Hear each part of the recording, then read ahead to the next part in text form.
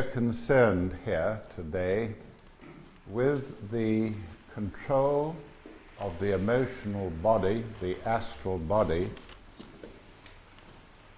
in the way in which it leaves the physical body during the state of sleep. I'm going to use a simple method of teaching. I'm going to identify for you matters in your everyday life that will show you you have access to the astral world with your astral body already. You have not yet identified these regions, and it is for me to point them out and thereafter to build on this knowledge which you already possess. We're talking about the astral body, which is part of the astral world. The astral world is a world of emotional energy that interpenetrates the earth and extends beyond the surface of the earth for a distance of about 200,000 miles. 200,000 miles. This globe is fundamental. It is older than the physical globe which we call our Earth. The physical globe of the Earth materialized into the emotional vortex created by a fast-forming astral world. Now, out of this material of the astral world, we elaborate during our life, during our waking state in life, we elaborate an astral body. The astral body normally fits snugly into the structure of the physical body. Whilst we are asleep, the astral body is loosely fitting. But when we are awake, like we are now, the astral body fits snugly into the physical.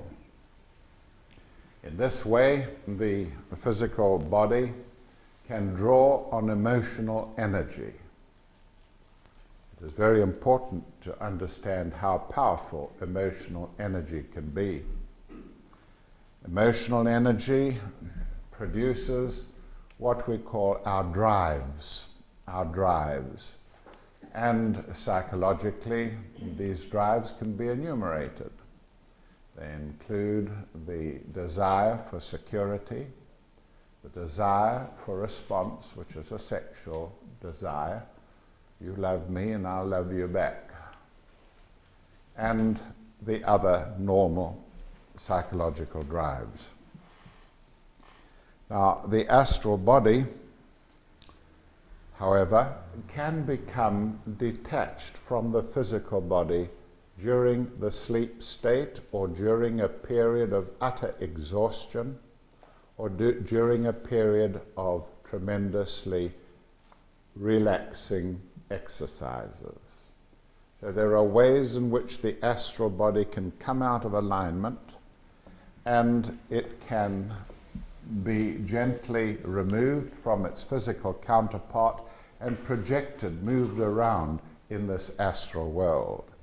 In the normal position of sleep, the astral body comes to lie above the physical, just interpenetrating it slightly. So it loosely fits during the sleep state. This enables the astral body to charge with energies out of the astral world, and it enables the etherico-physical also to charge with prana, especially if you go to bed early and you breathe in the energies of prana from the sun-drenched atmosphere of the earth.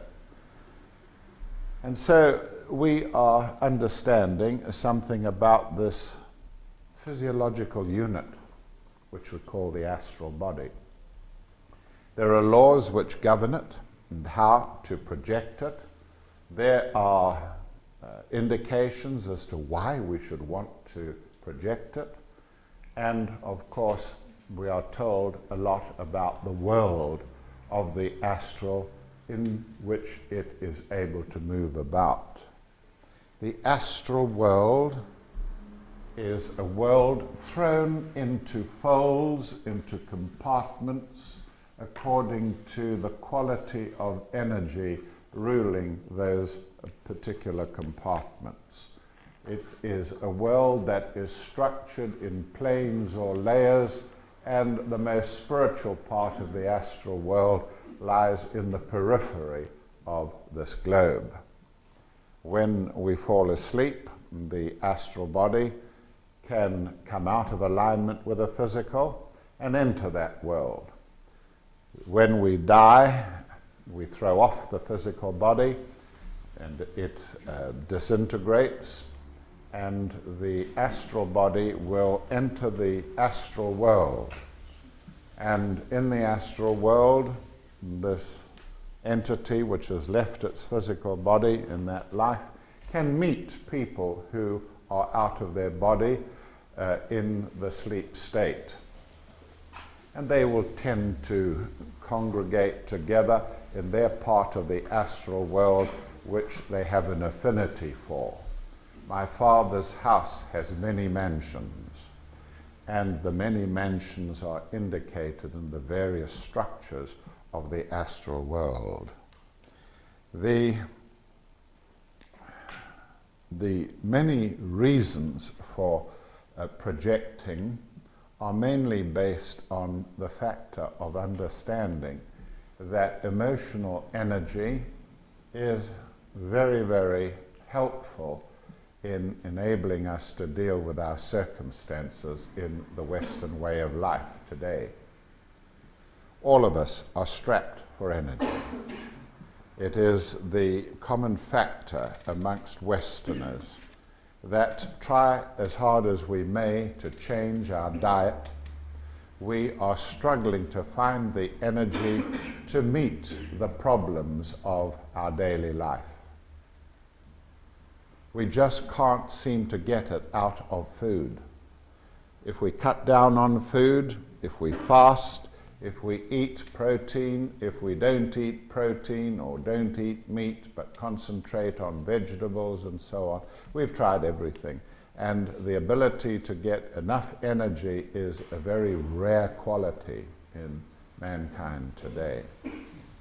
What we do know is that energy can be obtained from within, through the vehicles of our consciousness that we've got within. We can obtain mental energy from the plane of manas, lower manas. We can obtain spiritual energies from the plane of buddhi, which will flow into us and energize us and give us the capacity to exercise intuition. We can obtain also emotional energy. And one of the necessities of astral projection is to be able to obtain energy in sufficient quantities to give us the capacity to work in both worlds, this objective world and the world within. Not that we must live in this world less, but that we must live in both worlds more. A very important observation for those who are struggling on the path. So here are some of the factors concerned with the astral world. Always read up and understand what that world is comprised of. You're going there sooner or later. There's not going to be any excuse for you to miss it. You may as well start entering it and operating within the astral world so that when you go there after death, you have at least some capacity to control your life activities there. The astral world. Now, let's consider why, again, we should go there. I'm telling you now that we want to be able to get out of the body anytime we need to obtain energy. Just imagine if you're driving from here to London and you've got to go there and back in one day. It's a nightmare operation of long-term driving. You have to be very sure that you keep awake on the road and so on. So what do we do about it? I will give you a method now for obtaining energy at short-term notice by coming very slightly out of the body and enabling the astral body to charge itself, to recharge itself. What we can do in a night's sleep may be obtained with a little bit of practice in a matter of minutes by doing it willfully during the day. Now, many people want to learn to project, but many have had their own experiences, who are famous, like Winston Churchill. Winston Churchill had the capacity to withdraw from the cabinet and to be able to recharge himself in a matter of a few moments. So this is the basis for the whole subject this afternoon. How to withdraw from the physical body and to move that astral body around in the inner worlds. What else would we want to do with the astral body?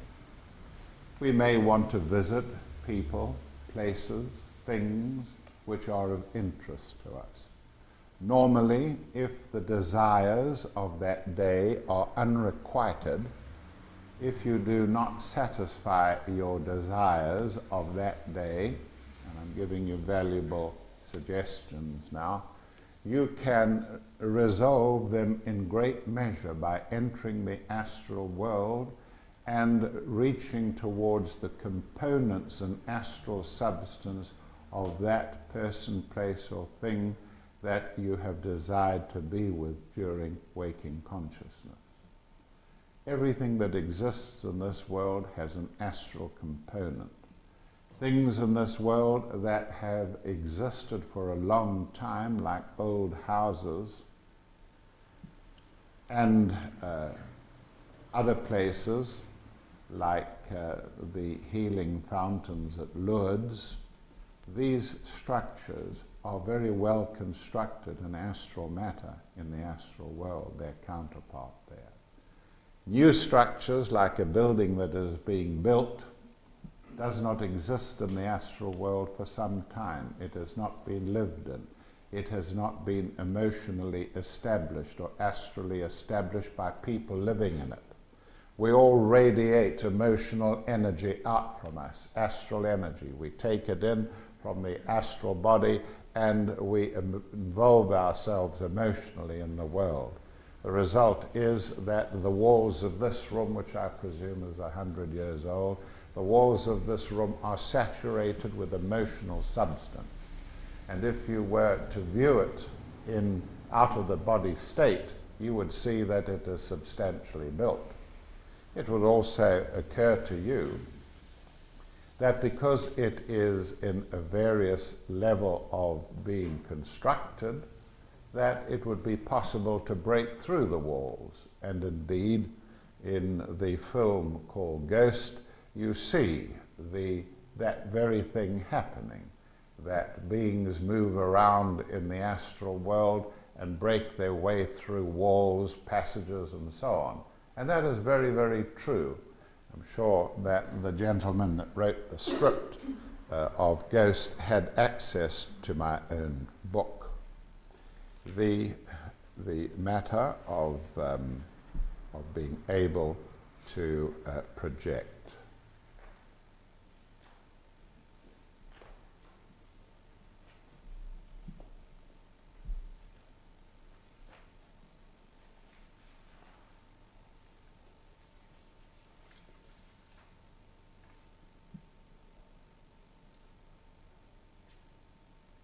Seem to have overshot my notes, and I've got to see where they start now.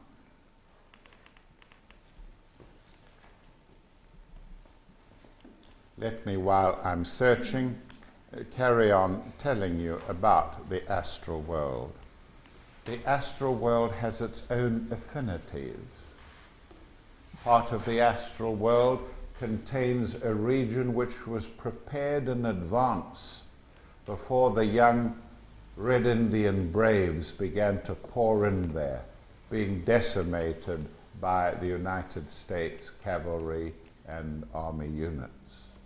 The old Red Indian chiefs knew that their race was doomed, knew that it was doomed, and prepared a place for that race in the astral world. And that part of the astral world is, even at this moment, occupied by the Red Indian braves who were destroyed in large numbers by the white man.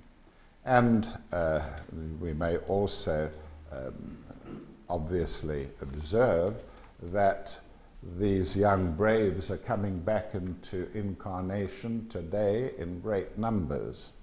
Most of them have refused to reincarnate in North America for obvious reasons, and the souls of these individuals are establishing their units, their personalities in the United Kingdom and some other Western races. And so very often you will find that there is in England these young braves with their weird hair designs, imitating in a not too unobvious way the kind of nature that they had whilst they were incarnated. Now, the astral world also contains places where scientists meet, where they come together, and the scientists, of course, identify themselves with each other. If you were a scientist, you wouldn't want to get involved in a bridge party or when you were very much interested in science and would like to discuss these matters with other scientists. The subject of the astral world must always involve the proposition that it will be in great measure populated by dead individuals. Many of these individuals haven't the faintest idea that they're dead. You can meet people that you have known have died in the astral world, and when you ask them, do they know that they're dead, they will usually tell you, no, that is a ridiculous thing to say, because they are alive, they have conditions around them, but they can't identify themselves with several things that they knew on earth. And when you ask them about those things, are you hungry? When did you last meet such and such a friend? And so on. They become puzzled, and in those circumstances begin to understand that there has been a change in their condition. We must also understand that in the astral world, the mental states of people who are dead continuously move outwards into the mental globe, leaving behind the astral sheaths of their old states. And so they eventually slip out of their astral bodies, which sink as sheaths towards the center of the earth, and no longer are they inhabited. Meanwhile, the conscious unit goes higher and higher and begins to enter the great cycle of reincarnation. Now, let us then take what I call the first stage, astral projection. And in the first stage of projection, we are in a position where we would like to energize ourselves. This is the purpose of the first stage of projection. What we are suggesting we try and do is to come out of the physical body in our homes or in the office, wherever we are, and to charge up with energy. I've just done that in the last half an hour. I have been able to relax, to stretch out and do the things that I'm going to suggest to you, recharge myself, and come back and continue with my work, especially when you're under pressure, So that's what we're trying to do, to shift the astral body just out of alignment with the physical. You must choose a suitable time of the day. If you are an office worker, this would probably be in the lunch hour. Find a place where you can be quiet by yourselves and stretch yourself out flat on the floor. Stretch yourself out on your back. Don't cross your legs, never cross your legs, never cross your arms in any esoteric disciplines. Such actions have a powerful, deleterious effect on the heart chakra, so don't do that. So you choose a place on the floor of the office or in a room of your own, a bedroom perhaps, and begin your exercise. The first thing that you have to do is to relax rapidly, very, very rapidly. It's no good just lying there and taking half an hour to relax. You are so pent up you can't do it. You have to practice it. It's just as if you are a sack of grain and you have been dumped on the floor and the sack takes up the position that it falls into. That's how fast you must learn to relax. Now, if you choose the right time, you will find that that will encourage you to relax. The time of the day when most of us feel we need energy is round about lunchtime, perhaps even after lunch. And we feel we need energy. And the circumstances of the day have contributed to this. You've had a morning in the office, the damn telephones have been going all morning. You've had a bad visit to the bank manager. You've had a choking off by the office manager, and things have been awful. An ordinary average day in the life of a Westerner. And so at that moment when you're going to lie down, you have an attitude of mind which will help you to withdraw from the world.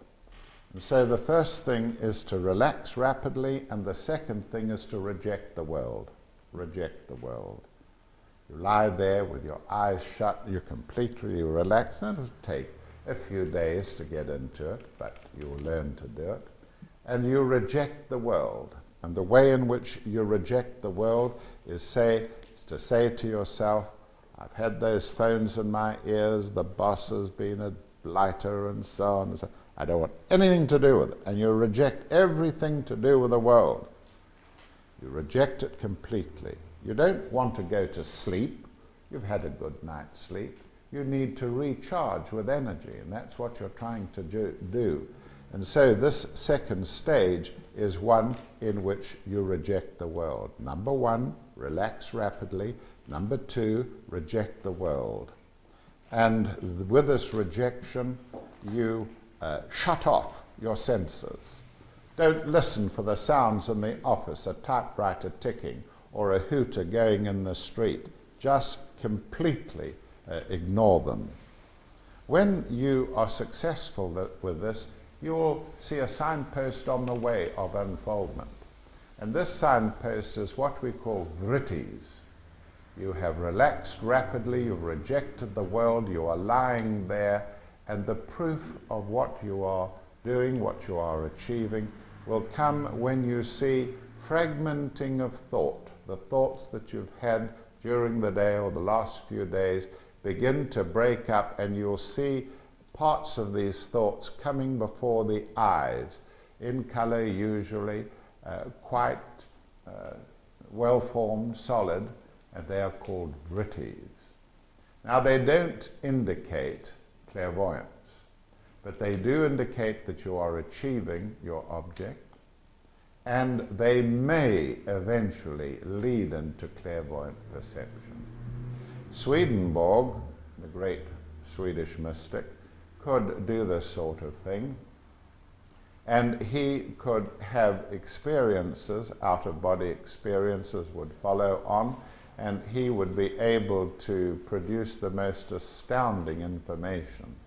On one occasion, in the midst of a gathering of Swedish noblemen in Stockholm where he was present, he excused himself for a couple of minutes and came back and announced to them that Tsar Peter of Russia had just been assassinated, and that they should note the date and check with the news when it came through, and that would be a week or 10 days later, and indeed it was just like that. So here we are, rapid relaxation. We reject the world, but we maintain an alertness, otherwise you go to sleep. Maintain an alertness. You must not just flop down there and fade out, as it were, in consciousness. And you, therefore, are able to observe things like these vrittis. You will also begin to see with your astral eyes. You will begin to see with your astral eyes. You will find that you can see objects on the ceiling, patterns on the ceiling, not with these eyes in the physical body, but with these eyes here, the astral body, which may enable you to see them all at once or see them from all directions. You are seeing things with astral eyes. And that, of course, is again an indication that you are beginning to succeed in coming out of your physical body. You may hear voices in the nearby rooms, but it will be with astral ears. The astral senses, free from the physical body, begin to interpret the world around you in its way, in its dimension. The vrittis themselves become clearer, and then if you go into a stage of meditation from here, you can expect very, very dramatic results. Aleister Crowley, the great occultist, was with some friends in a cafe on the south bank of Paris, and he was asked by his friends, by one of his friends, who said, "Aleister, tell us in as few words as possible, what is yoga?" And Aleister Crowley thought for a moment, and he said, "Yoga? Sit still, stop thinking, shut up, and get out. That's yoga." Very typical of the way he used to express himself. But I want you to think of those words. Sit still, all right, I'm suggesting that you lie still somewhere where you can't fall out. You're lying on the ground. Sit still, stop thinking, shut down your thoughts. If you've got any thoughts, you are thinking about things out there, and I've told you to reject that world for 10 minutes. So sit still, stop thinking, shut up. Shut up the senses. Shut up all the senses, so that nothing is coming in sensorily. The reason for that is that the mind must have sensory experience or it begins to weaken. And one of the things that you want to do is to control the mind. And when you cut off the senses, the mind gets unstable, not unhealthily unstable, but loses its strength. Always remember that you should be in control of the mind. The mind is an entity. The mind is an entity.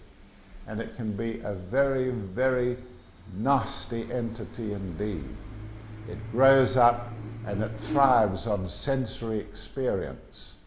And the more sensory experience it gets, the more firm it is established ruler of your consciousness. And the whole process of spiritual unfoldment is to separate yourself from the hegemony of the mind. The moment that you can sit the mind still, stop it. Just stop it. And you you can hold your attention at a point between the eyebrows, you are on the road to masterdom. It sounds easy. It isn't so easy, because the mind is an absolutely diabolical structure that wants its own independence.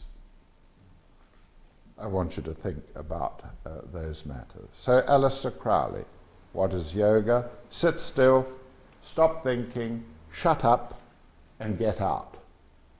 Get out of the physical body.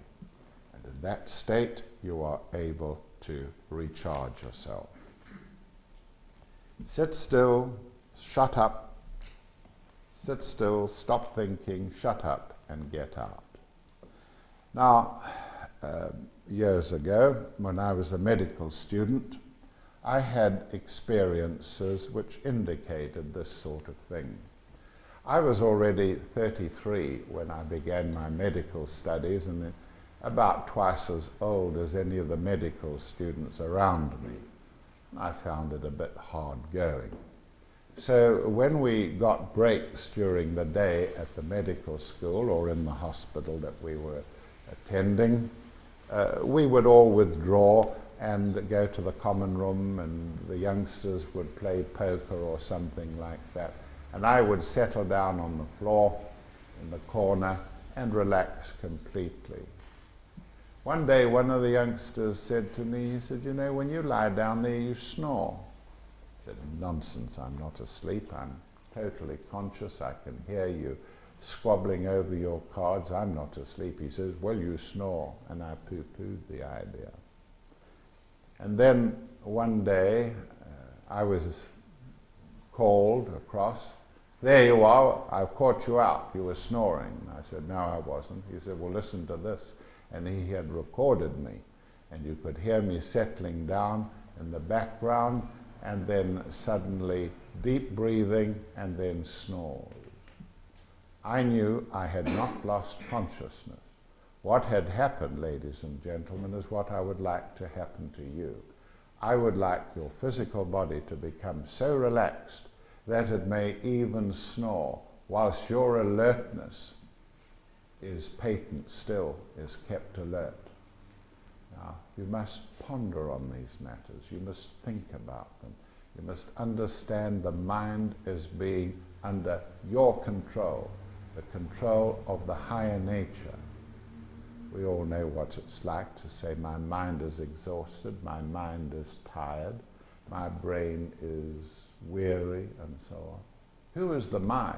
The "my" should be the owner and possessor of the various elements, mechanisms of consciousness.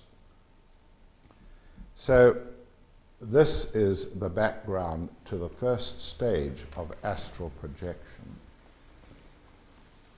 You remember the second stage of astral projection that I quoted in my first talk was when a person, for instance, has a car accident.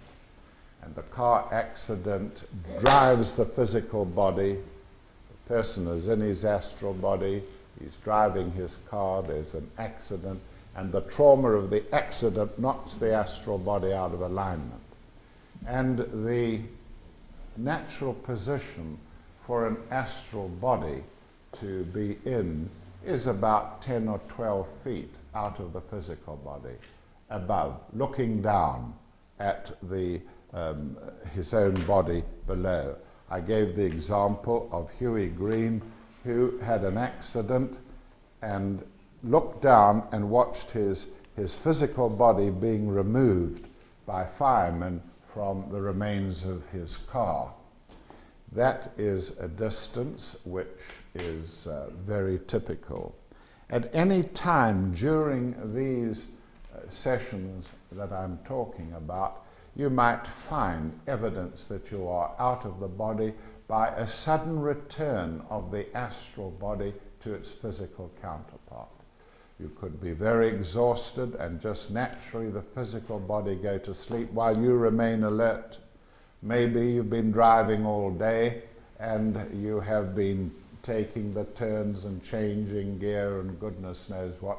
So when you get to sleep that night or go to sleep, the physical body falls into an unconscious state, you would think, but your mind is still alert, going over those roads that you have driven over all day long. And when that happens, the astral body comes out of alignment. If something interrupts you, the astral body can come back with a jerk like that. How many people have had that experience of the astral body jerking back into the physical? That's an indication that you have in consciousness the ability to slip out of alignment, recharge yourself in 5 or 10 minutes, go back into the physical body and take up your work, whatever you're doing, with more energy. But we are now describing a further stage where the astral body may be sent up away from the physical body to the extent of about 10 feet. Now, in order to achieve this and create, as it were, a space platform from which you may project further distances, it's important to exercise your determination, or if you like, your will. You are out of the body in the first stage of projection, as I described it. Now you want to go further. And so a critical point, a station of going on the route of going further, is this position about 10 or 12 feet above the physical. Just say to yourself inwardly, you're not listening to anything coming from the outside world, you are inwardly conscious, and you say to yourself, I want to get up to that point. Just as if you yourself are urging the physical body to get up. If you can't do it like that, imagine that you are being held at the bottom of a pool, a swimming pool, and somebody has held your foot to the bottom of the pool and you're trying to escape from that grasp. It has to be that sort of intensity. And if you're beginning to run out of oxygen, you will want to get up there. That's the strength of determination which will help the astral body to slip out of the physical and to go up to that particular height. And so this is the beginning of the second stage of projection, where you can begin to move distances.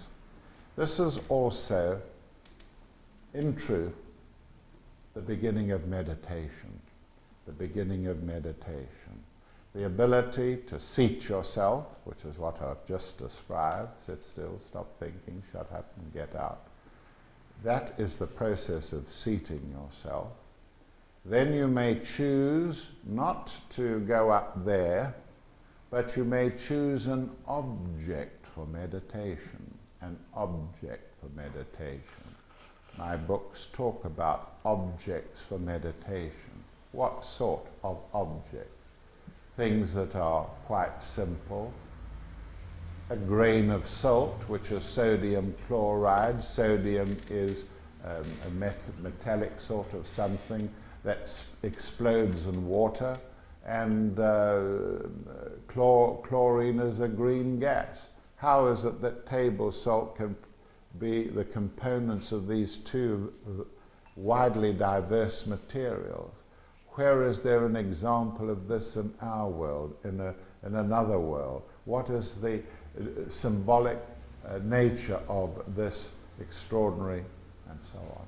You choose an object for meditation. If you are a Christian, you may choose something that is what I usually call pregnant with meaning.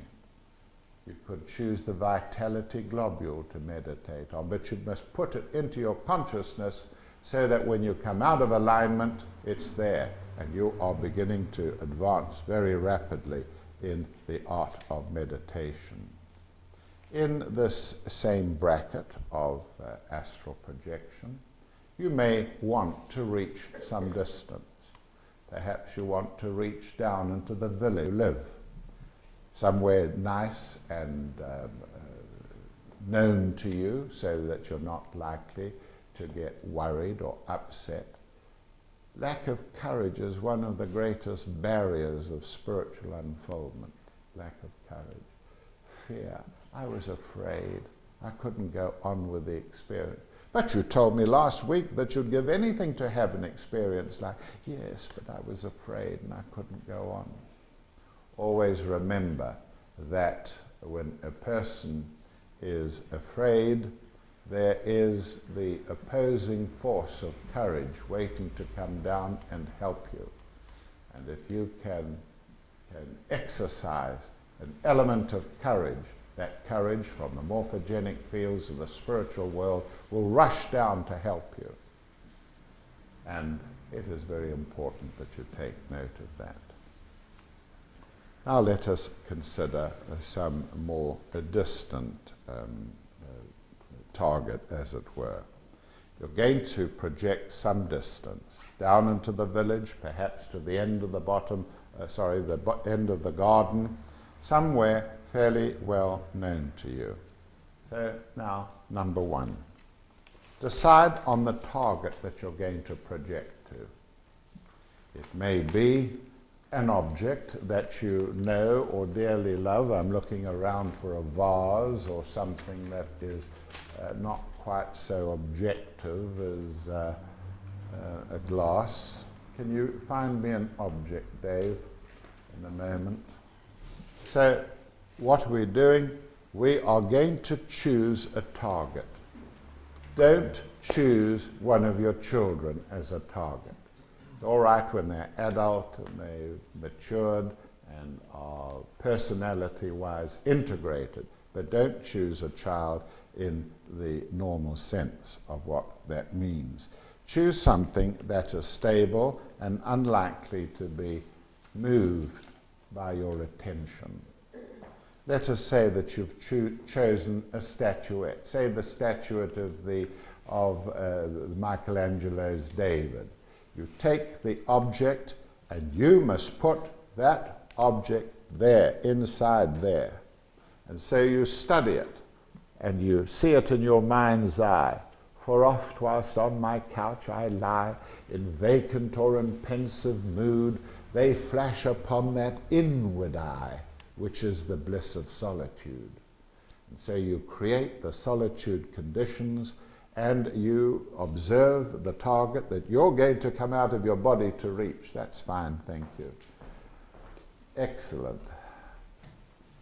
There we are. And so this here is your target. And its normal position, say, is on the mantelpiece downstairs in the lounge.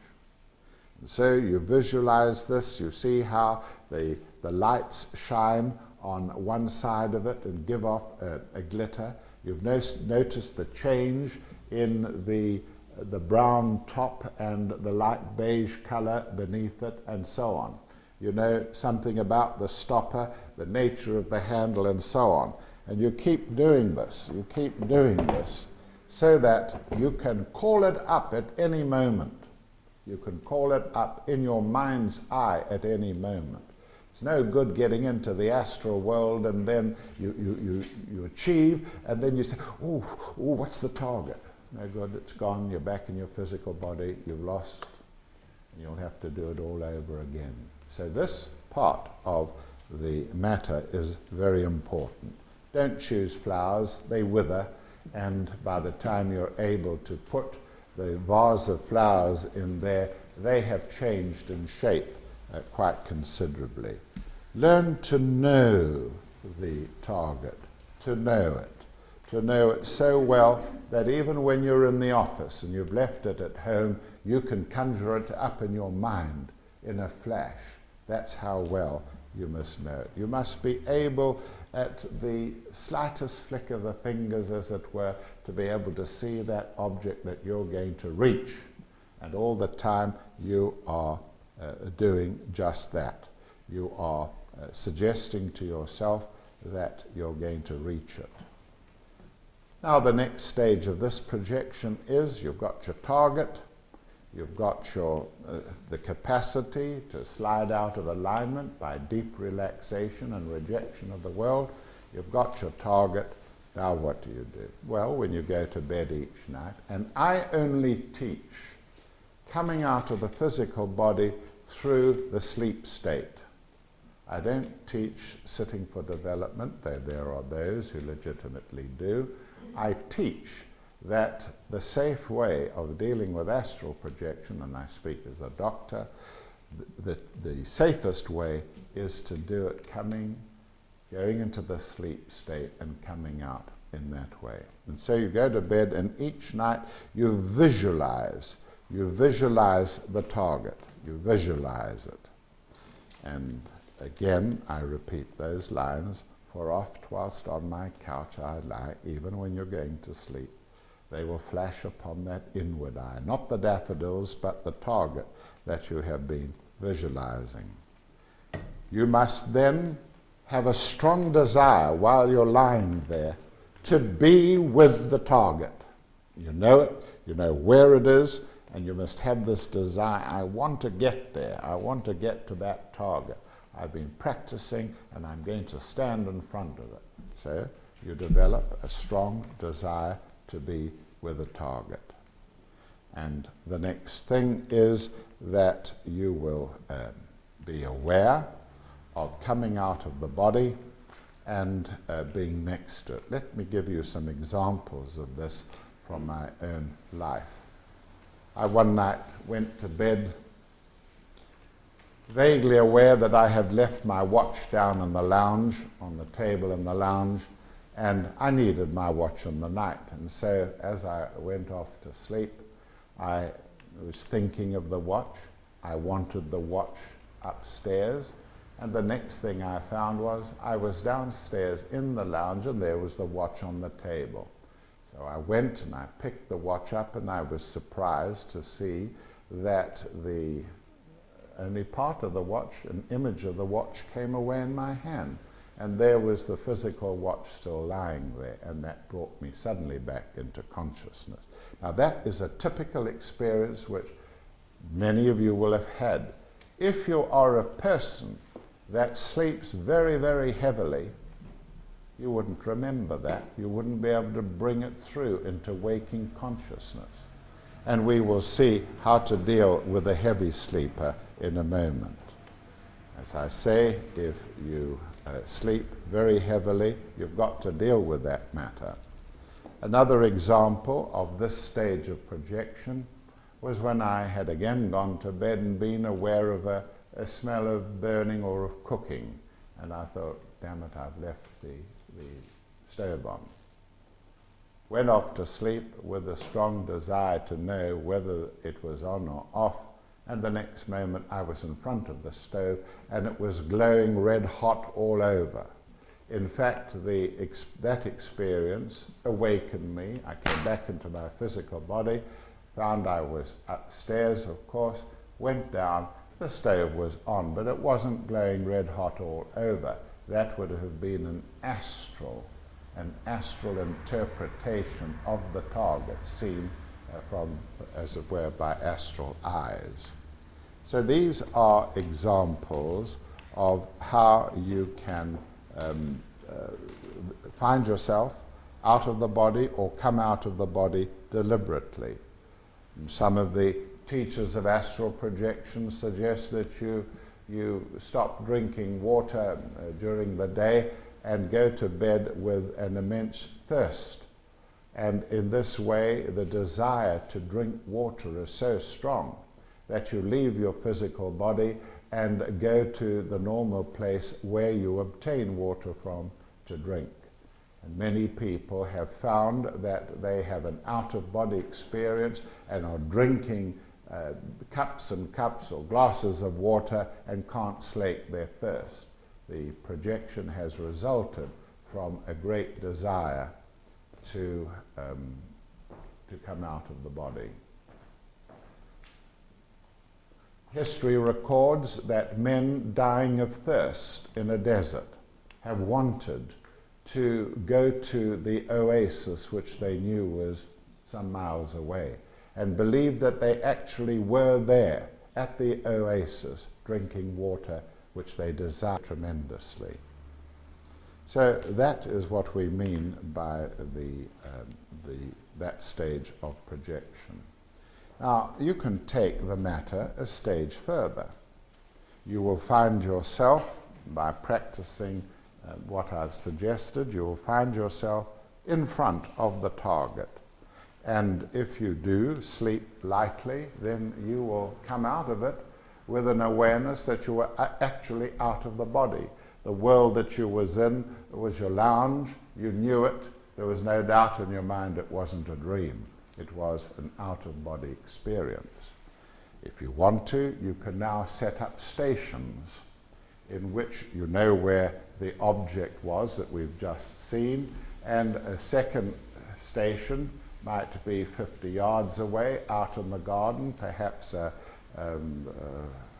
sundial, and you do the same with that, but this time you may come out of your body, you can go to the first target, and from the first target you can move to the second and eventually further and further until you have the knack of doing this and going great distances. The subject, of course, is quite complex, and you must have patience with regard to it. Now, we're coming to the main function of astral projection, which is the ability to project vast distances. We're talking about a distance, say, of 3,000 or 4,000 miles. Here you are in England, and you're wanting to project to your sister in Canada. You want to project to her, and she is 3,000 or 4,000 miles away.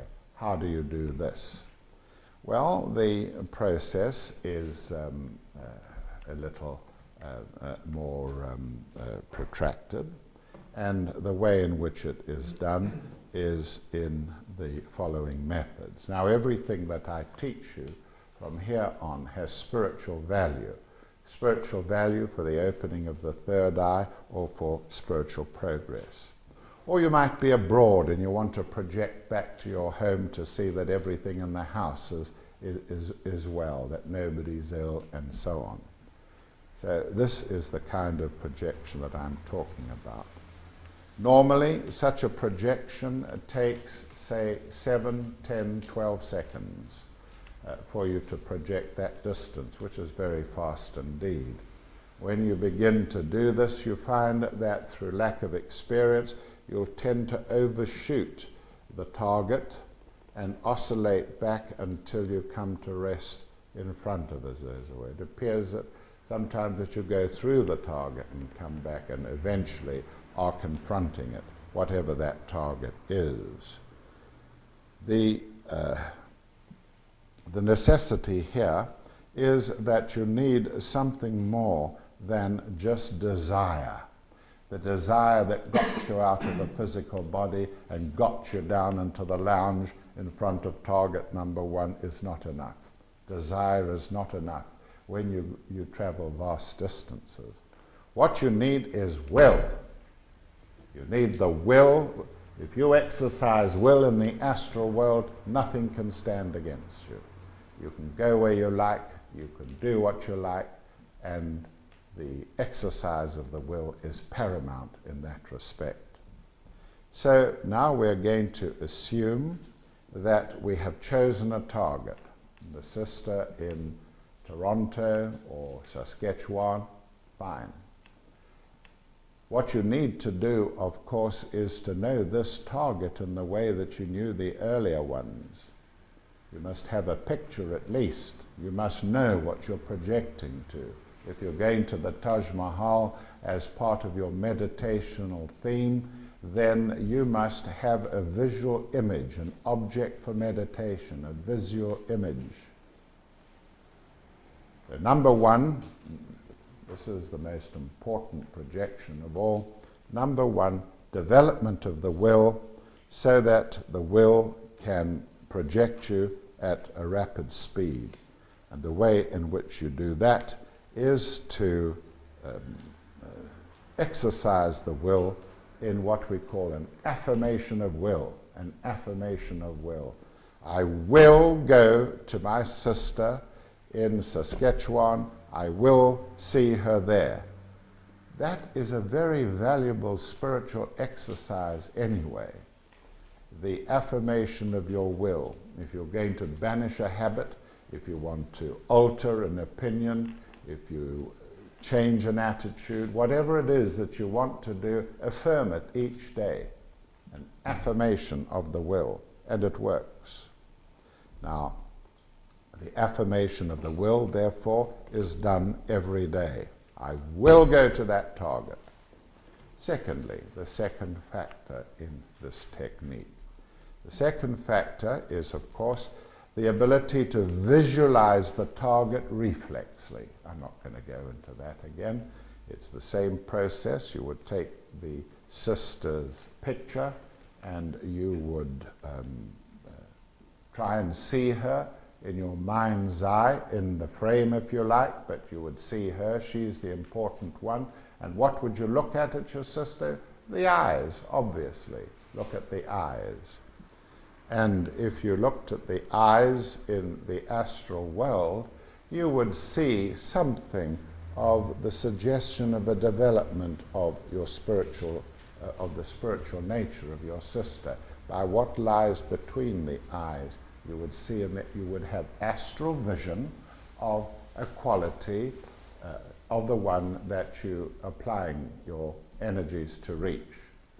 And that is one of the key factors of having astral consciousness, a brain functioning astrally, is to be able to detect spiritual things, psychic factors as well, I'm afraid to say, in those that you project to.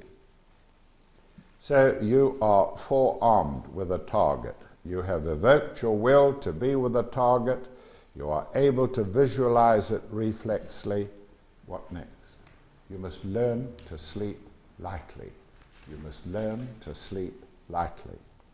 If you are a person that falls asleep at night and sleeps like a pig all night, and you are awakened in the morning by an alarm clock, and then you run around all day like a blue-ass fly, there is no possibility of spiritual development under those circumstances. You're either on or you're off. The most important thing is to extend the time between waking and sleeping. Very important time in your life. Try and protract it. And also the period between sleeping and waking in the morning. Those two periods in your life are very, very important. And if you can extend them, it will help you to sleep lightly. If you sleep lightly, you'll be aware of all these things that I'm telling you about. You will also become a person who has spiritual objectives. You'll say you can't sleep lightly. You've tried and tried and tried and tried. I'll prove to you that you can. I'll prove to you that you can sleep lightly. Have you never had a dream, an experience, in which you have been falling from a tree or off a precipice, and before you hit the ground, you pull out of that dream? You don't want to, because you're involved in it, and you know it's going to damn well hurt, and so you pull out of that visual inner experience. Or you may be running away from Red Indians. The Red Indians are coming up closer and closer to you, and one of them puts out his hand to grab you by your pony, and you say, "Oh, hold it, no more of that, I'm not going through with that dream." How many people have been able to halt the nature of the dream, to intervene? Put your hands up, please, for research purposes. Yes. You have intervened in your dream state. You have been conscious whilst you were asleep. True or false? True, absolutely true. And if you have had that experience, you can develop from that experience. So it is possible to sleep lightly.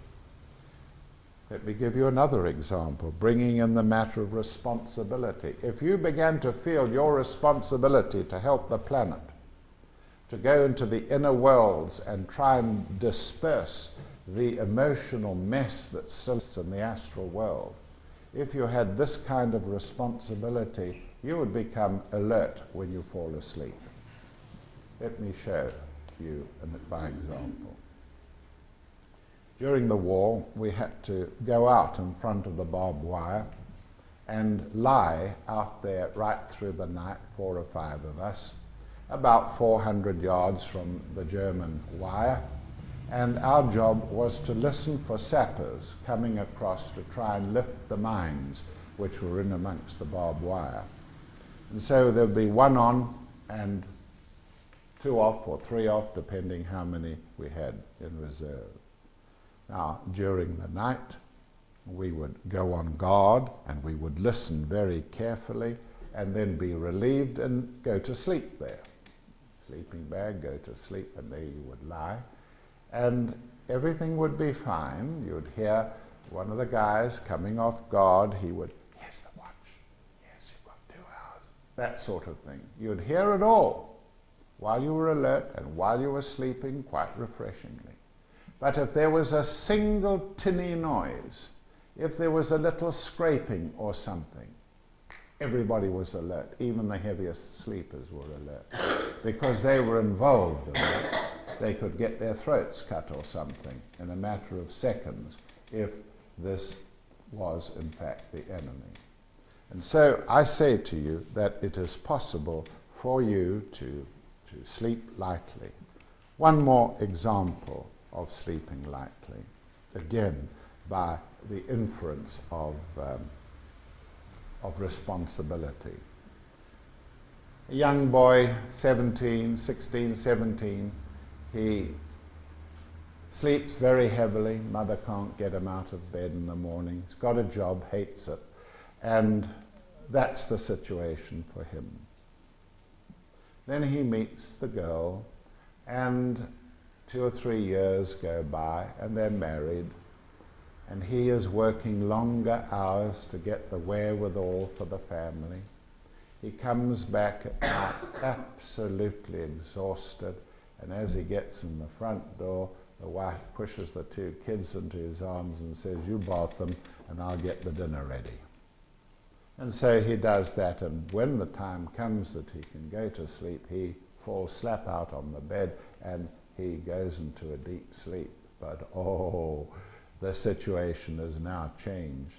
If during the night the baby lying not very far from him begins to stir and to grizzle for a meal or something like that, he will register the fact that that's happening. He will pick up a dummy and stick it in the kid's mouth to keep it quiet for another 20 minutes maybe, or whatever. He has changed. His sleep now can be orientated towards a specific stimulus. And there are stimuli put out by the masters in the inner worlds. Stimuli put out by the masters in the inner world. And if you have some idea as to what they are, then you can alert yourself to them and you can beam in on them. Sometimes they are mantras, sometimes they are tiny little knocks, and so on. So here you have this matter of reaching the final stage of the most advanced kind of projection. My voice is struggling a bit, so we're going to have a break for 10 minutes, 15 minutes in fact, and I'll finish the subject and we'll have time for questions. Thank you.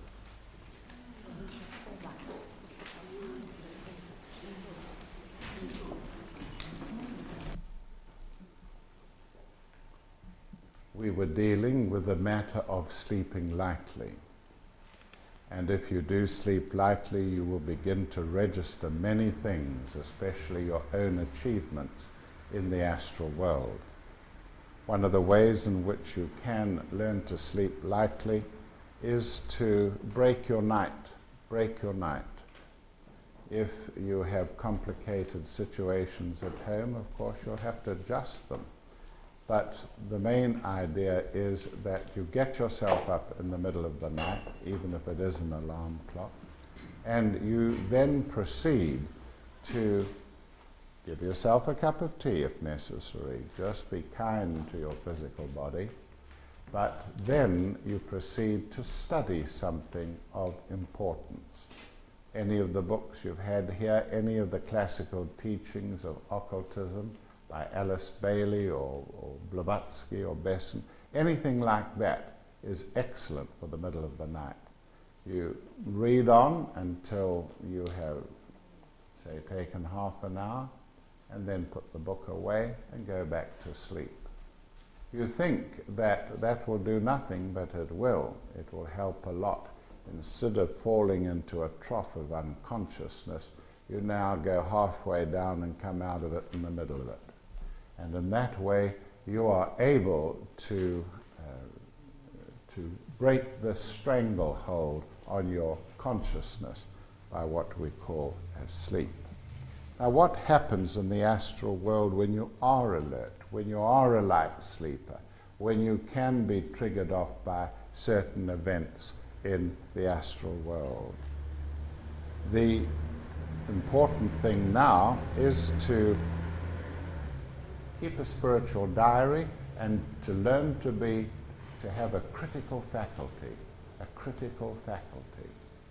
You keep a spiritual diary and you observe your own life very critically. You observe it from the point of view of three spiritual factors. What are you studying? What questions you would like a higher being to answer for you in the inner state? So that's one thing, what you are studying. The second thing is what happens in your meditations and your dreams. Only what happens, not an analysis of them. And the third thing is, how are you serving mankind? How are you serving mankind? In what way? If you are able to, if you can't put anything down, well, you've solved your problem. You are just nothing as a spiritual entity. So you have to work on these three things.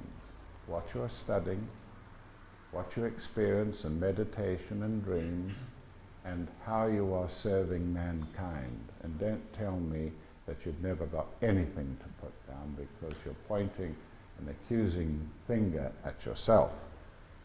And so in this way you develop a critical faculty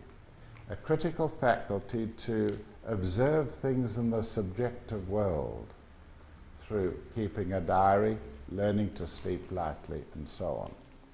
Now, what do I mean by that?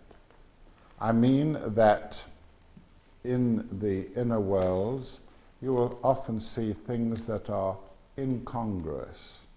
Things that are incongruous. You know that from your dream life. You know that you frequently see things that are ridiculous or horrific.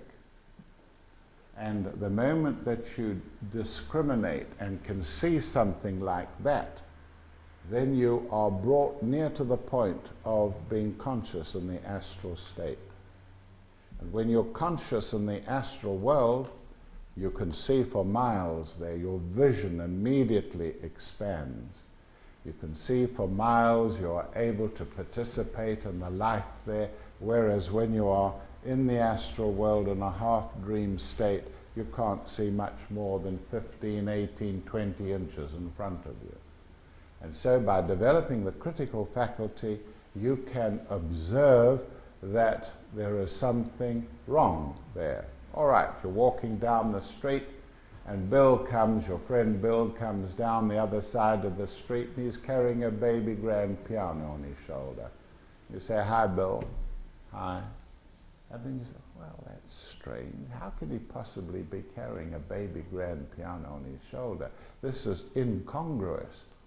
I must be in the astral world where such things pass for commonplace way of life."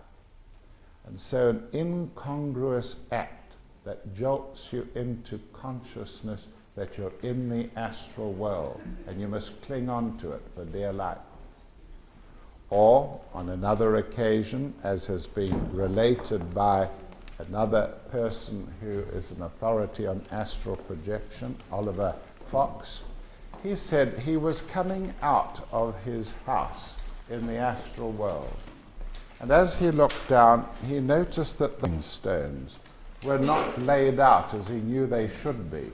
The pattern was different.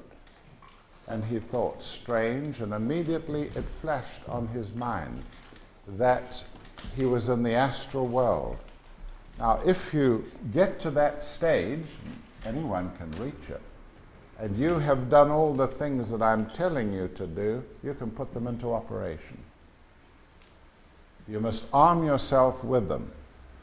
Will, affirmation of will, visualizing the target reflexly, learning to sleep lightly, developing a critical faculty.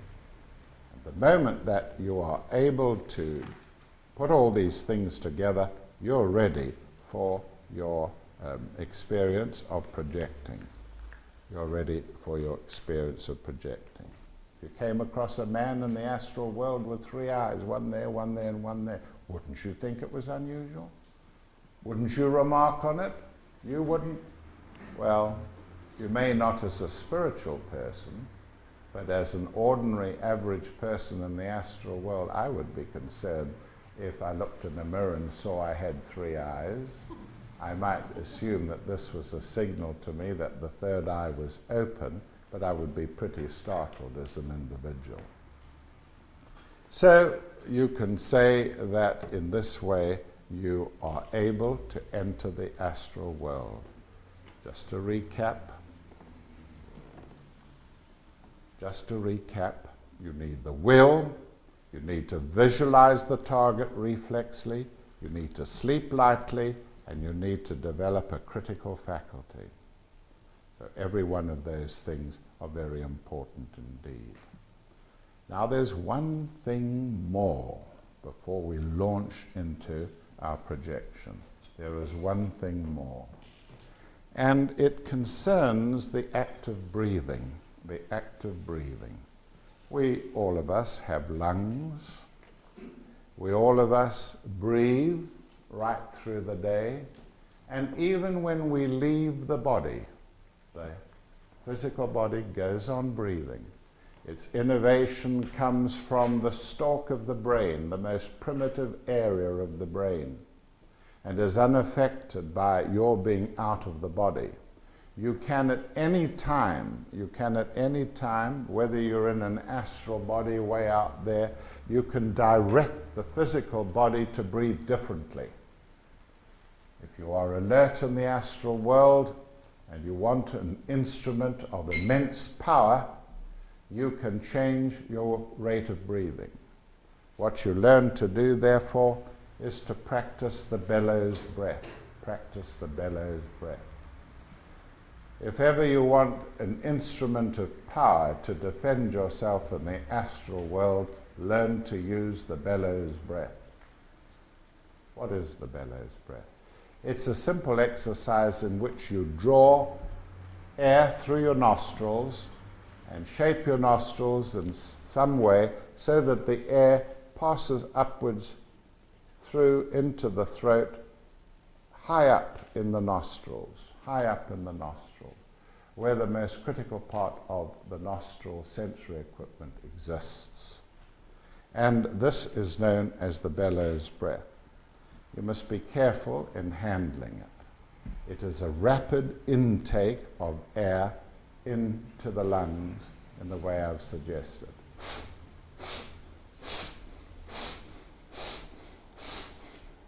That's the bellows breath. Don't do it more than once or twice to begin with. You will notice a clouding in of darkness, suggesting that the vagus nerve is being stimulated.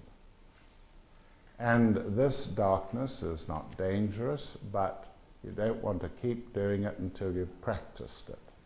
2 for the first day, and for the first week, maybe 2 or 3, then 3 or 4, not more than 6, and at the most 10 bellows breaths, once or twice each day, so that it too enters your armory, the sharpened will, the critical faculty, sleeping lightly, and so on. Add this to it, the bellows breath. Now we're ready to project.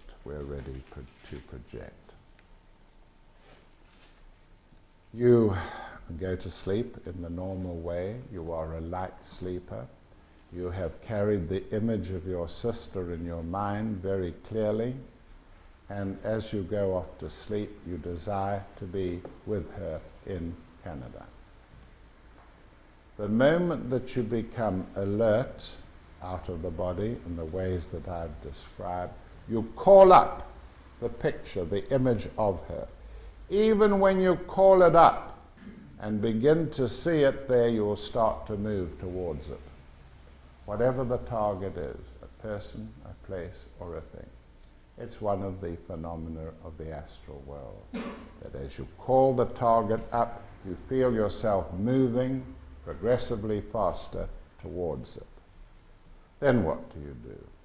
Once you have fixed the image of the target there, and you've done it every day for 3 months perhaps, once you've fixed it there, then you will yourself to it. You use that evocation of the will that you've practiced every day, and you will yourself towards that visual picture of the target. So that's the next thing you do. The stronger the will, the faster you'll travel and the further you will travel. If Canada is beyond you, then use the will more strongly, practice it each day until you can get there, but normally it is encompassable. It would take you between 7, 10, 12 seconds to reach the target, going under the impact or the impulse of will. What else can you do? You can use the bellows breath. You can use the bellows breath even while you are hurtling through the spheres, as it were. And so you are out of your body, you're in the astral world, you conjure up the picture of the target, and as you do, your vehicle, your astral vehicle, begins to move towards the target. Then you begin to will yourself towards it. And as you will yourself towards it, you hurtle at a tremendous speed, tremendous speed.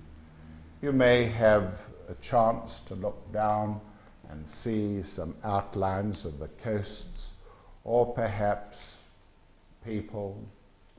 I know it sounds ridiculous, but there you are. You do have these opportunities, flashes in astral time, being able to see what you're going over. And the next moment, you're in front of the target. You may have to use the bellows breath in the way I've suggested. You're in front of the target. You may address the person.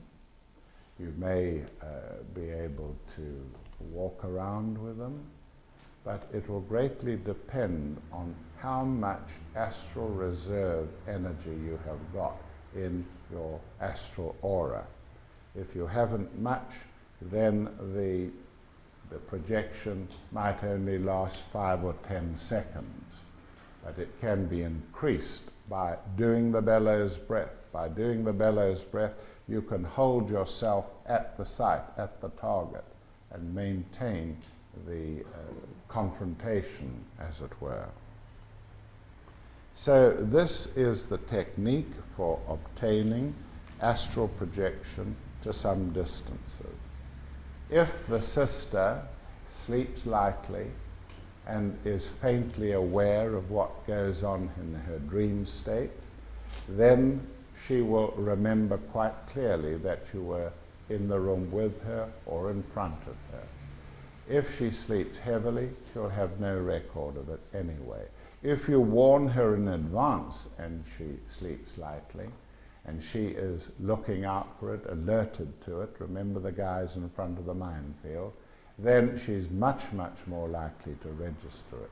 If she's awake when you project to her, if she is awake, it will mean that she will maybe faintly aware that you are around her, especially if you have alerted her. Many people become convinced that somebody they have loved has come close to them during the day. It's a strange sensation, but it is very real. Now I want to talk about the sexual factor in astral projection. It is inevitable in the kind of world we live in that the sexual drive becomes mixed up with astral projection. It is the most powerful drive of all those that we have. Animals will go without food and sleep indefinitely sometimes whilst they search for the object of their sexual desire. The tomcat is a pretty good example of this. The tomcat will go off for 3 or 4 days if there's a new female cat in town, and he will come back after 4 days beaten and dirty and hungry, but he has performed for the drive that is most powerful in him. Of course, men will always lust after females, and I'm afraid that females will often lust after men. It's inevitable. And so you have girly magazines, you have Playboy and so on, both sides. And these magazines carry pictures within them which invite the goggling eyes of men, and men will always do that. They will tear the pictures out and stick them up in, if the girl's lucky, they'll be stuck up in the office or somewhere like that. If she's not so lucky, they'll be stuck up in more unfortunate places. And with this procedure, the target of the male is carefully outlined for him, and he will visualize it very strongly because that gives him satisfaction, and it will be inevitable that he will occasionally have out-of-body experiences, and if his desire is still strong for that visual image from a magazine, he will inevitably find himself in front of the target, and it may well lead to a series of pesterings of the female in that way. Next Wednesday night I'm going to be talking on psychic self-defense, not Dear Fortune's one, but my own, and that of course is very prominent. And so there is this fact that women can be, and men can be, pestered in the astral world by those who have been very foolishly given pictures of the person, especially when they are naked. How is sexual satisfaction obtained in the astral world? I'm afraid to say very much more easily, usually, than it is in this world. If there is a determined male in the astral world, he will sooner or later get what he wants. But there is a strange law that governs the matter of obtaining satisfaction, and I can only speak for males. I don't know from the point of the female. And the matter is that this world, the physical world, provides for the nervous system a very sharp experience, whether you are seeing or touching or tasting, or whether you are having orgasm, the experience is much more intent in this world than it is in the other world. And so, although many sexual confrontations may occur in the astral world for somebody, that man will have to come through into waking consciousness to complete the orgasmic experience, which is called, of course, the wet dream. And that is a very strange but true fact about comparing life in the astral world with that of the physical. Now, that is my subject this afternoon, and I have left time for open discussion. And if you put questions to me, I will try and answer them, and even if you don't, I will round off with 1 or 2 factors which might have been omitted from the first part of my talk given a month ago. So who would like to put some questions to me, please? Question. Anything about astral travel? We've been into it, but is there a silver cord? A very comforting thing, especially for women. For some reason, they love to want to have a silver cord that can pull them back into the physical body if they get lost out there, or if they get attacked, or somebody comes into the room whilst they're practicing, and so on. I've never seen a silver cord, but then I have that nasty scientific mind that wouldn't. I just can't accept that any sort of material can be extended perhaps 10,000 miles and still have the power to draw you back into the physical body. Maybe the matter has to be looked at from a different point of view. It may well be that there is a cord, but it shouldn't restrict you. Whether there is one or not, it shouldn't be allowed to restrict you. And so I always say, if you see a silver cord, take out a pair of scissors and cut it, and you'll never worry about it again. It is alleged that the Bible talks about a silver cord. I don't think that that's proven, so that's the matter of the silver cord. Any questions? Yes. Could you tell me, is there an evil part of the astral? Evil? I mean, I'll tell you a true story about evil in the astral world. When I was much younger and just starting on the path, 28 or so, I used to ponder on the matter of evil, and eventually realized that evil was the obverse side of the coin of good. Evil is really, I suppose, an involutionary act which makes you grosser, lays down more calcium in your body, turns your brain into a less efficient, and so on. Evil. Then I began to practice the great invocation from the point of light within the mind of God. Let light stream forth into the minds of men. Let light descend on earth, and so on. And then I came to the last line, which read, and may it seal the door where evil dwells. And may it seal the door where evil dwells. A place where evil dwells. Get the intonation of dwells. Dwells implies people living.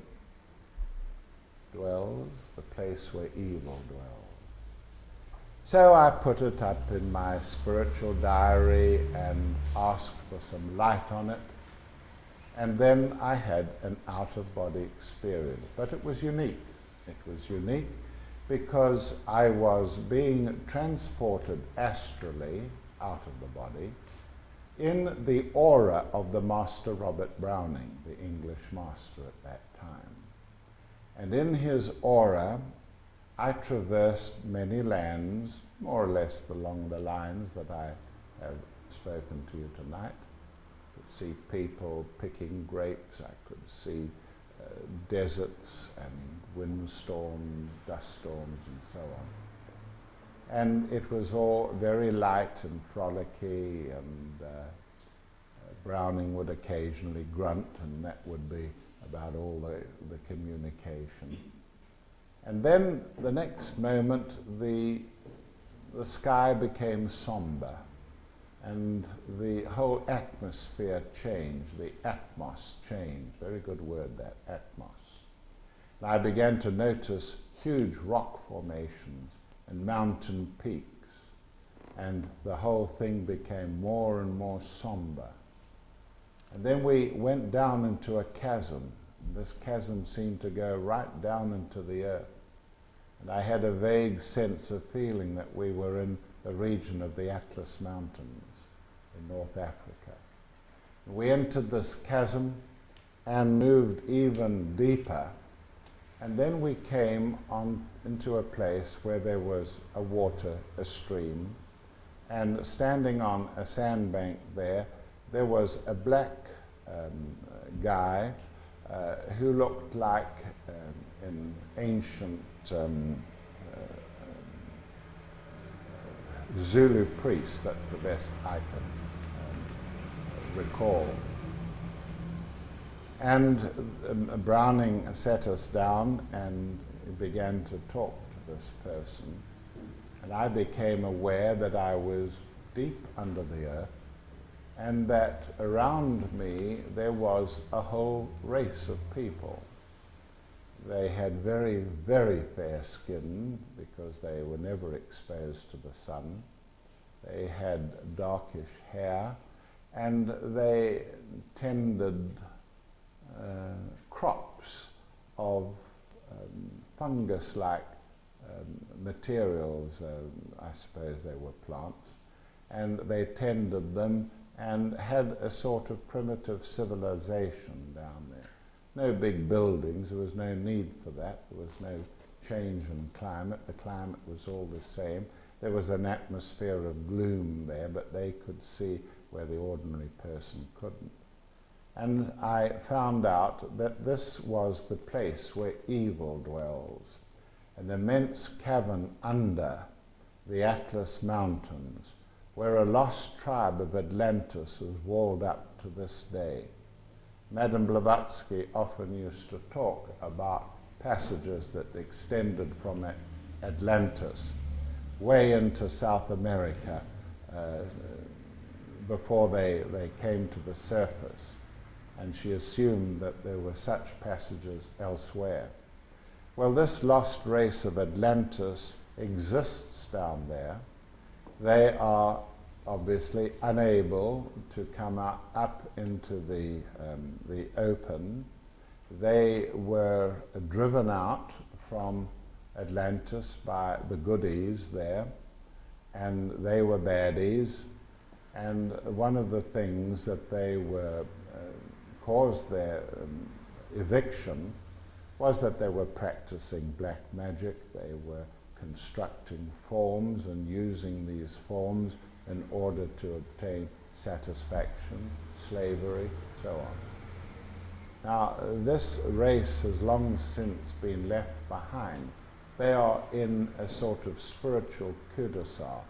They cannot escape from that region and are doomed and will be left over to another Mahamanvantara, or period, or world period. But there is one way in which they can and do break out, and that is in their astral bodies. They have learnt to occupy the bodies of people whose astral structures fit very infirmly into the physical body, in an act of what we call, I suppose, possession. And in this position, they are able to satisfy much of their desires, and occasionally, when there is a destruction of the normal occupier of the physical body, they are able to take hold of it and break out of their cul-de-sac and enter the stream that humanity takes as it does today.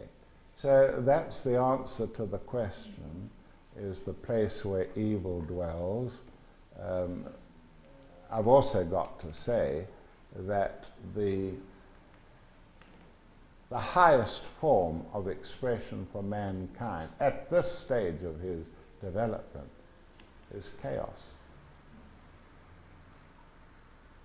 Liberty, extension of liberty, freedom, that shuts us out from the waste beyond his peace.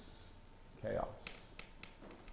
Not at the end of the round, not when we occupy the seventh globe in a chain in which we are now inhabiting the fourth, but a long way distant in the future.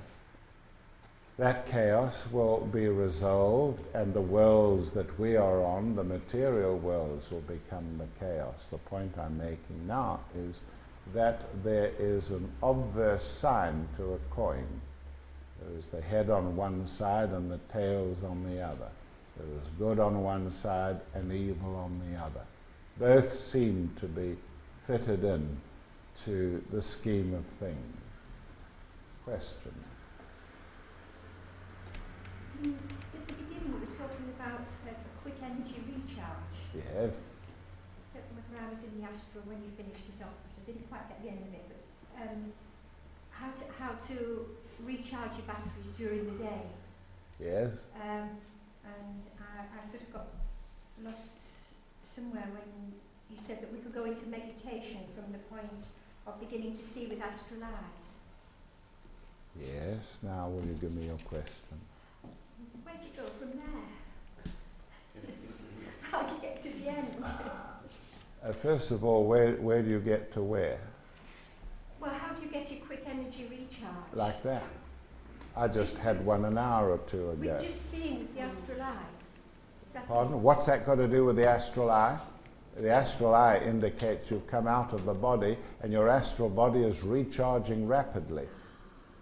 I'm pouring my emotional energies out to all of you, and I think you're pouring some back to me. And by the end of a period like this, I'm emotionally discharged.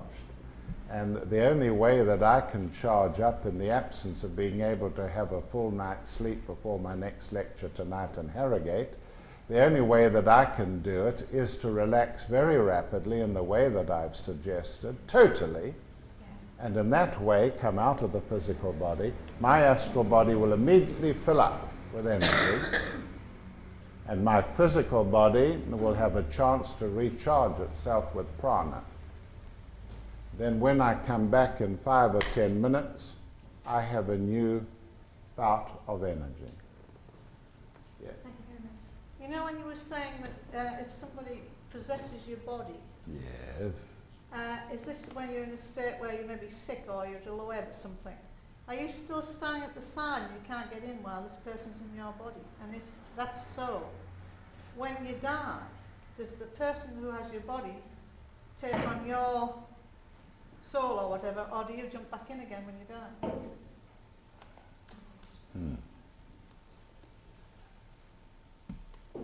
Possession is not as frequent as one might expect, but with the population increasing, there's going to be more of it.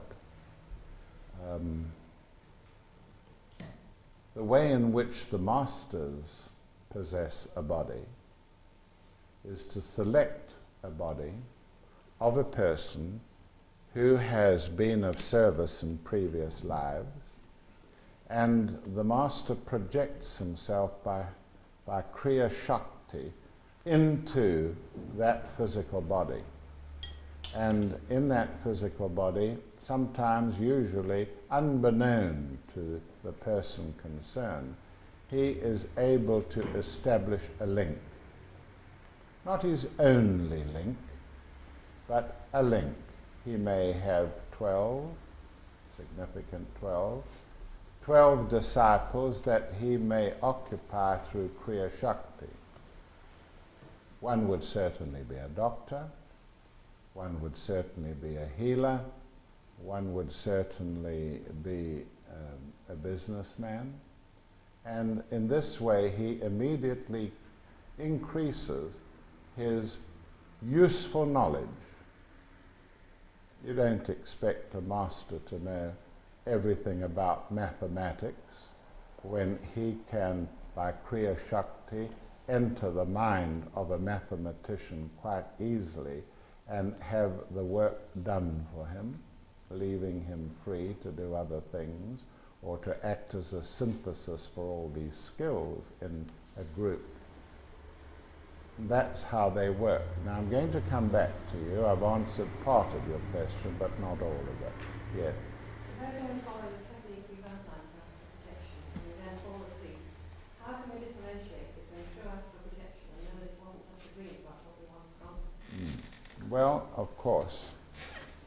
Those who have had out-of-body experience have no difficulty discriminating between an out-of-body experience and a dream.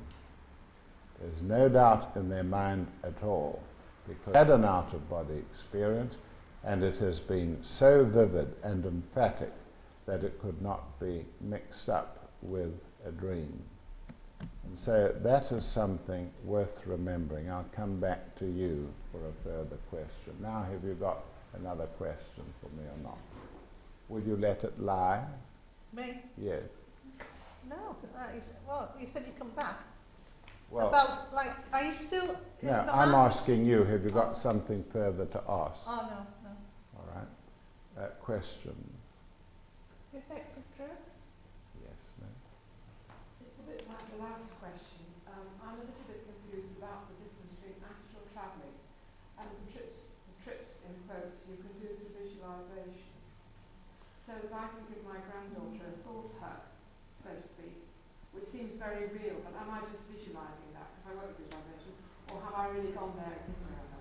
Well, you used the word meditation, and that immediately split what you were saying in two.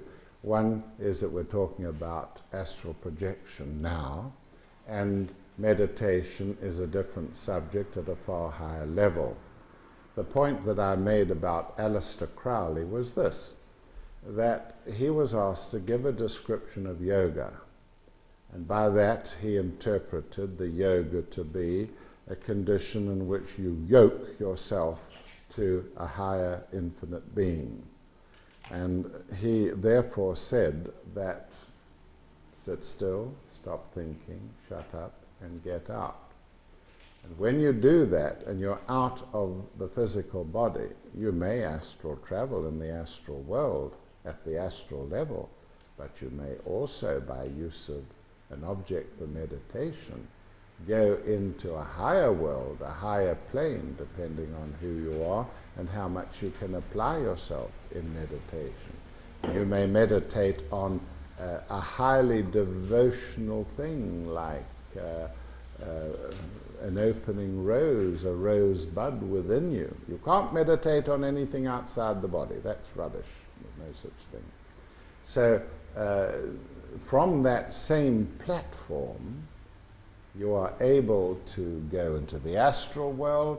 If you want to meditate on an object that has a spiritual implication, you can go into higher worlds. Not quite so easy, but it can be done. Questions? Yes? You said that every time you dream, that is an astral projection. Is that correct? No. I'm glad you raised that question. What is the difference in the physiological nature of a dream and an out-of-the-body experience? The dream is a condition in which the astral body, or part of the astral body, remains in the physical, and it picks up currents from the astral world. It picks up currents. And if you have had a dream about bridge building, if you've had a dream about, if you have had waking experiences of bridge building, thinking of them or working on a bridge and so on, and you go off to sleep and there is some sort of desire, anxiety, concerned with the bridge, then you will, as you think of bridges in your astral state, you will attract astral currents towards you which are related to bridge building. And so you will have a dream involved around that without coming out of the body. On the other hand, there are halfway houses between the two, and very frequently a person may be in the astral world 30 feet from his physical. You mustn't measure all these things with a slide rule or something like that. You have to understand that it's poor little silly billy mystics trying to record something in a different medium. It's like a fish being pulled out of the stream, and it's lying gasping for oxygen in a world that it can't cope with. Meanwhile, telling the little fishes back in the water what it's seeing. I mean, why does a fish gasp for air when it's surrounded with air? Well, what does it matter? It doesn't matter at all. But the fish gasps for air because its gills have dried and it can't pick the oxygen up out of the air. So what I'm saying here is that don't expect too many technical. It's going to be done by science. You see, the scientists, some scientists already in America are carrying out experiments on people there and calling it lucid dreaming. And people who have what we call an out-of-body experience, they in their perversity and fear of the occult call it lucid dreaming. And they can measure with an electroencephalogram or with something like that, they can measure the brain waves given off of a person who goes into the sleep state and suddenly begins what we call astral travel.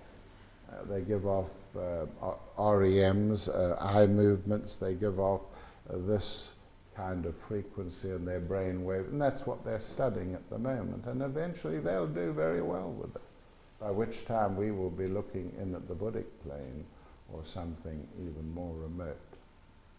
Questions? Yes, sir. Is astral projection associated with any particular chakra, or would the chakra involved depend on the purpose of the projection? The astral projection is associated with the solar plexus chakra, the chakra which is related to the astral body's counterpart of the navel. In astrology, astral projection out of body is related to the sign of Scorpio and its ruler Mars.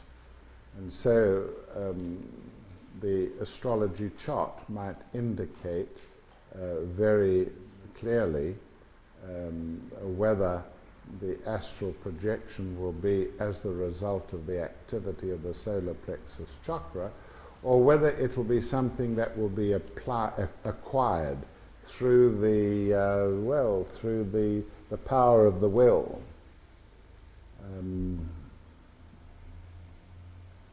I don't think I can add any more to that. Solar plexus chakra is the answer. Question? Yeah. What if you can't get to lie down during the day? What if you can't? You must change your life. I will not accept that people can't change their lives. They can't take a salary cut. But if they didn't mind about a salary cut, they could change their lives. They might not be able to do something now because they have dharma, which is obligation to raise the children, obligations to this or that person, and that dharma must be met. We don't want anybody messing with the occult or the esoteric or the coming of the masters if they are tied up with dharma, obligation. And so there are things but you can prepare for the day when the napping is over, when the children are old enough to fend for themselves, and then get stuck in. Meanwhile, you can study. Meanwhile, you can write pamphlets on the esoteric. You can do all sorts of things. But you must get your dharma over, and I can't help people when they are involved in dharma. But you can change your life in many other ways. For heaven's sake, find a place to meditate. Don't tell me that there isn't a single room in the whole house that you can't get a little bit of peace and quiet. So would you disagree then that you can't get the energy from just sitting down meditating? Would you deny that? I didn't. Can't recharge your batteries by sitting? Pardon? You can't recharge your batteries just by sitting and meditating. Well, you know, the Buddhist monks, some of them are expected to meditate under a tolling bell, and when they talk about a tolling bell, they're talking about one about as big as this room. And you're expected to sit there and meditate. I would just say, look, I'm out of this because that'll give me tinnitus, that toller bell. And we laugh at these things, yes, but as I've often said, in 1956, which was a UFO year, or just about, the UFO decade, everybody was looking for flying saucers. And I was at medical school and sitting quietly studying one day, and I heard Morse code in my ear. Just the ear here.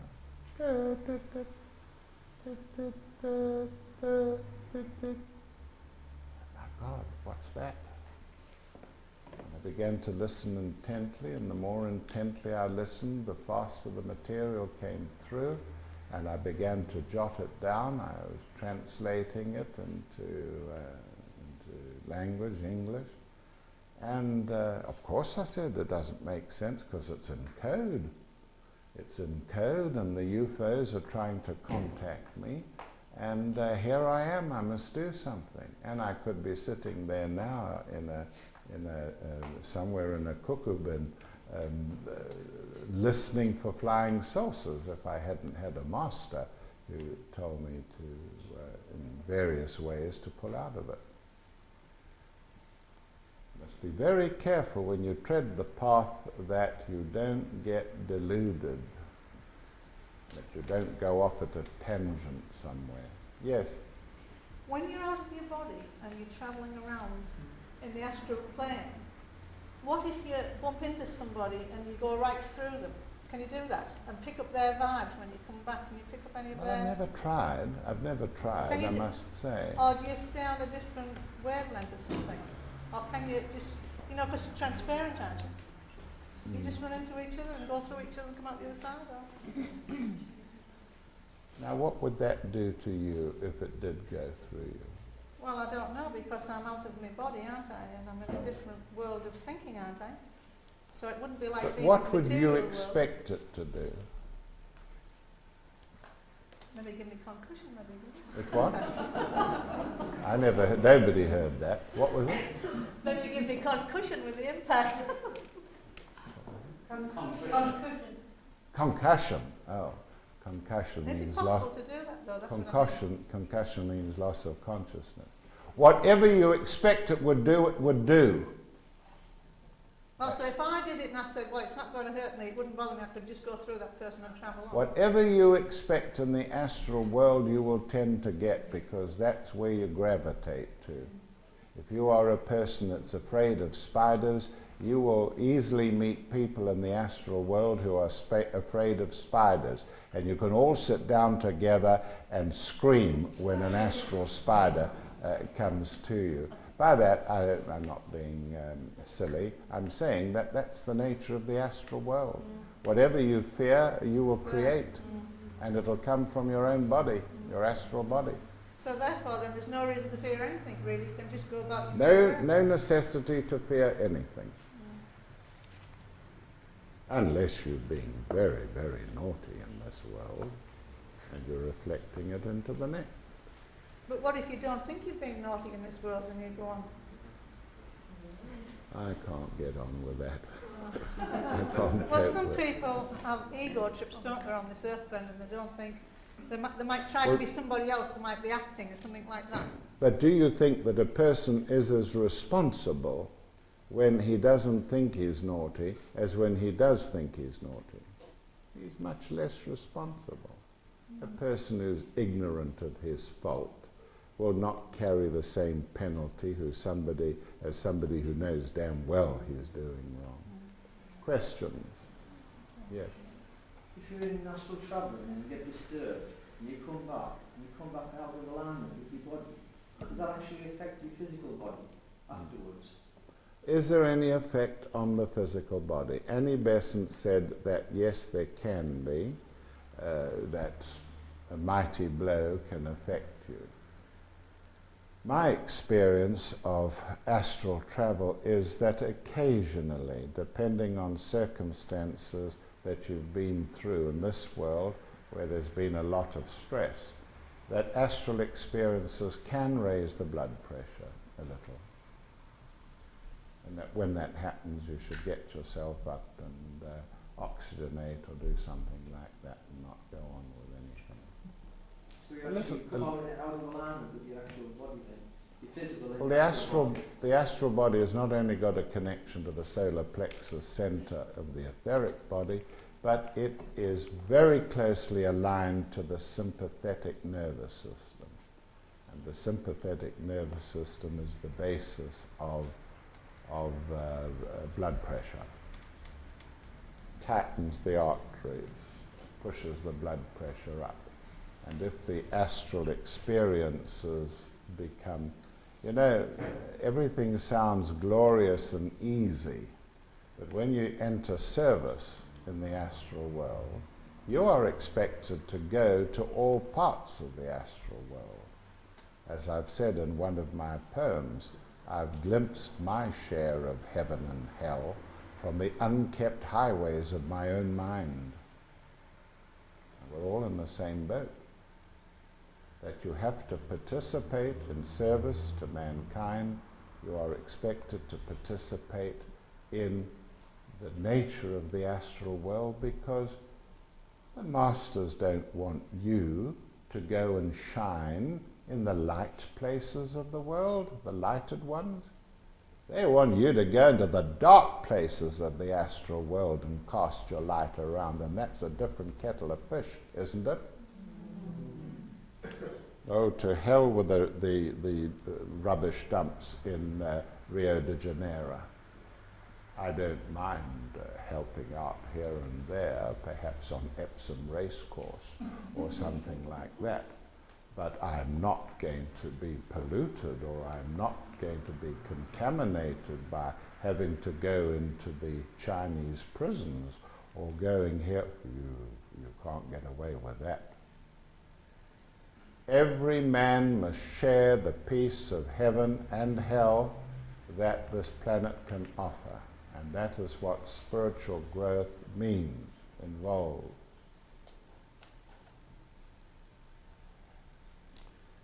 I've been threatened by the janitor, so I've been told to stop the seminar. I want to thank you very much. It's been a lovely class, and I hope that we've had a very good video, which will be available very soon, and who knows, you might be able to show it to friends. Vastly important subject, this, of breaking down the barriers with the astral world, because it used to be a dreadful place. It used to be an absolutely dreadful place. After the last war, it was a jungle. There were so many dead people there who had been tortured in the Belsen camps, the Tommies and the German soldiers who had been killed, still fighting their battles out in the astral world, and all sorts of messes there. But through the assistance of the masters and the more enlightened approach of humanity, the astral world is clearing, and we'll see the result of it in the next 1,000 years. Thank you very much for coming.